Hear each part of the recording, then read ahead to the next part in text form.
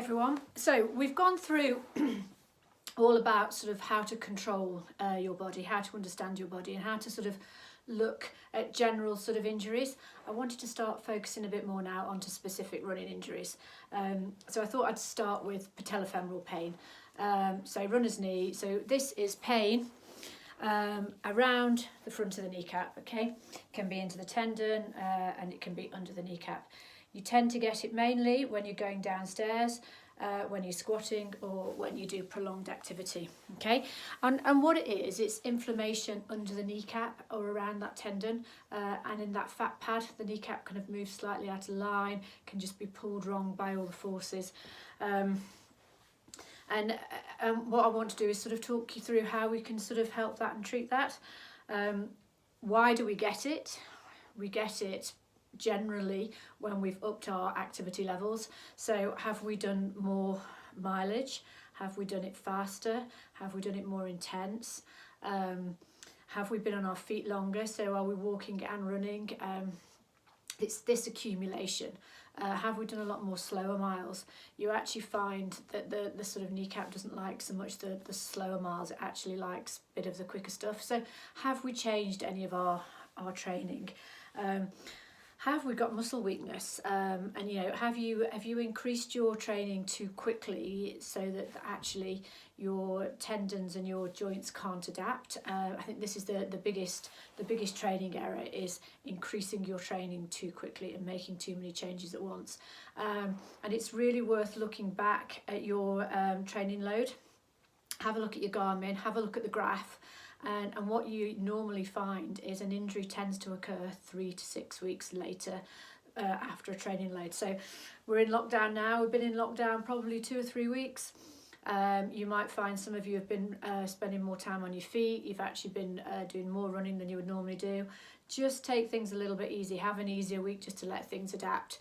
And have a look at those graphs. And if it's gradually creeping up, just think, right, I need to keep that plateaued. I need to keep that the same for a while because I need my body to adapt to these changing loads. If you don't give your body a chance to adapt, it can't get used to the loads that you're then sort of putting on it. So that's the most common. And obviously, if the muscles, you know, if the quad's weak and the hip's weak, then there's going to be much more load going through the patellofemoral joint. The biggest thing is have you got pain when you're squatting? Have you got pain going downstairs? And have you got pain on prolonged activity? So maybe, you know, what you might find is, to start with, first thing you do is modify your running. Have you suddenly added in lots more downhill? Because running downhill puts a lot more force on the patellofemoral joint. You know, you sort of think, I've been out to the countryside a bit more because actually the weather's nice, but it's actually much more rolling hills down there, and actually that might just have been the factor that tipped you over the edge. So knock it back, decrease your distance, go back onto the flat, and just see if that will just help settle the knee down first of all. I think that it's worth saying it's okay to exercise if you can. So if you've got an acutely painful knee, then you're not going to want to be exercising and running.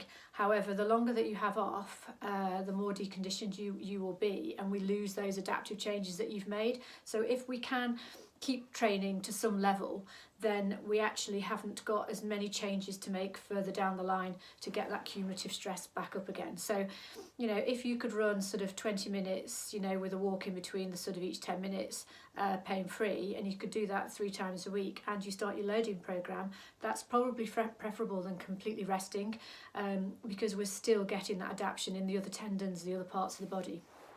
Okay, so I think one of the big questions people ask about knees is it makes lots of noise when you sort of stand on one leg and bend and squat. That's fine. There are so many people around that have got a good knee and a bad knee, and both knees grind, so it has no indication of pain. So, you know, we're okay with that. And I think the key is just sort of don't stop what you're doing too much. And I think what we've got to do is we've got to restore your load capacity, and actually get that knee stronger again. Now, if that knee is really acute and painful, you're not going to want to do lots and lots of heavy weights to start with, and you're not really going to want to load that kneecap too much. So to start with, we start strengthening the hip, and actually if you add in hip and knee strengthening exercises, you're going to get results much quicker than if you just try and strengthen the knee. So I know we've gone through hip loading, but you could just start with some simple, just moving my box out of the way because I need that for the next exercise. Some simple side lying, you know, sort of leg lifts just to get that glute going. You can bend the knee, you know, you can take it backwards, you know, you can do some clams, just get those simple, you know, simple hip exercises going. That in itself, just by getting the hip engaged, will just start taking some pressure off the knee. You can just do some isometrics against the wall, which is a really nice one. So you put your good leg against the wall, and you can, if you just bend the knee slightly, and if you think, right, it's pain-free at that range, so bend the knee slightly and then just turn the knee out and just hold it there, because that's actually working the hip and the knee. So you're putting some load through the hip and the quad, you're working your glute, and you're trying to get the correct forces going through that knee. And you can hold that for 5 lots of 30 seconds. That's a really nice one. 30 seconds is too long. Try it with 10-second holds and just start from there. That's a really, really nice one to start. And you know, and then you can just move on to your simple sort of, can we tolerate a few little squats? Can we tolerate a few one leg dips? But getting that load right. So that's your very, very first phase, is just that very, very gentle. Let's just see if a little bit of movement will start helping the knee. What you might find is if it's not too acute, you might find that you could tolerate a little bit of very easy running on a treadmill. And I know not many of us are going to have treadmills at home, and you know, this can be used sort of later on anyway, not just now. But if you have got a treadmill, just put it on a little bit of incline. You might just find that takes some of the forces off the plantar fascia and just helps things a little bit. And then we've got to start strengthening those knees.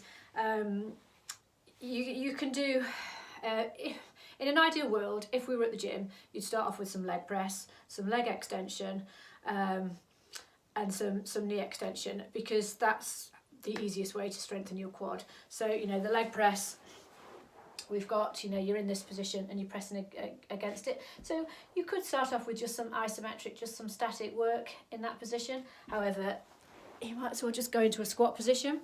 And if you haven't got a leg press, squats very, very similar. Get hold of some weights and just start doing some, you know, some squats going through that. Start off with 2 legs and check, you know, get the strength back on 2 legs, and then progress onto the 1 leg.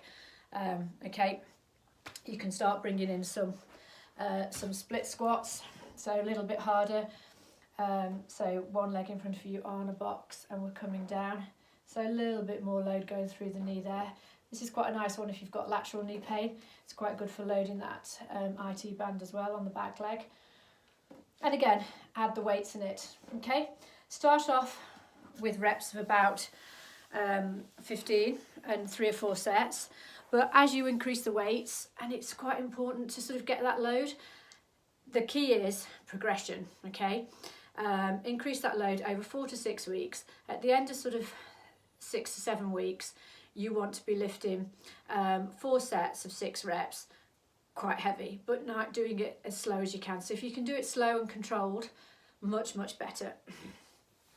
Once we've got the loading phase over, I think it's quite important to start adding some plyometrics. So, you know, you can start doing, if the ceiling's going to let me do it here, just some little jumping first, okay, on its own, and just some little hopping on its own, okay, and then you can go, you know, we've got a little bit of a box here, you can jump down and then just take it forwards, and then you can progress that on to hopping, and suddenly, you know, you've added a lot more load through that knee, and at the same time, what we want you to do is gradually add in a little bit of running. So if you've been able to do it on the treadmill, great. If you've not been able to do it on the treadmill and it's too sore to run to start with, walk, okay? If you're aiming for sort of 10 to 12,000 steps of walking a day, that's great, because actually once you start running, straight away you'll be adding 5 to 6,000 steps. So already you've got that cumulative load going through the body.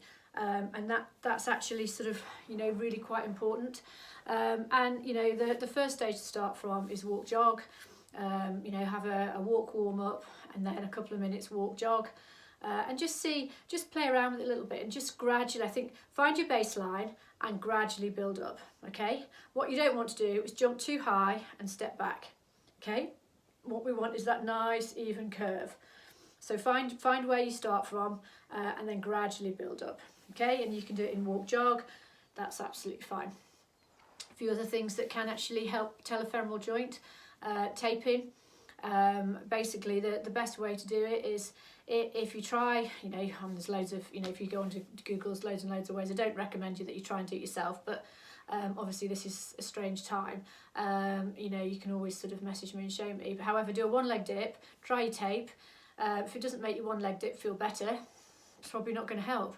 And the same with orthotics. You know, if you just want a little bit of an arch support just to sort of stop your foot, you know, and you're collapsing and your hip collapsing, you can introduce that. Again, try a little bit of walking and try your one leg dips. If it's not making any difference, it's probably not going to help too much. So they're the sort of some of the sort of key factors really. So to summarise that, patellofemoral pain, adapt your training, okay, add progressive load, start off to the hip and to the knee, add some spring because that's what we're doing when we're running, and gradually reintroduce the running. And actually it's quite good just to keep some of this strength training going, because the strength training will just give you those reserves of your adaptive changes into the tendons and all the joints, because obviously that's what we're looking for and that's what we want. Okay, so hope that helps, and I think tomorrow we might talk a bit about Achilles.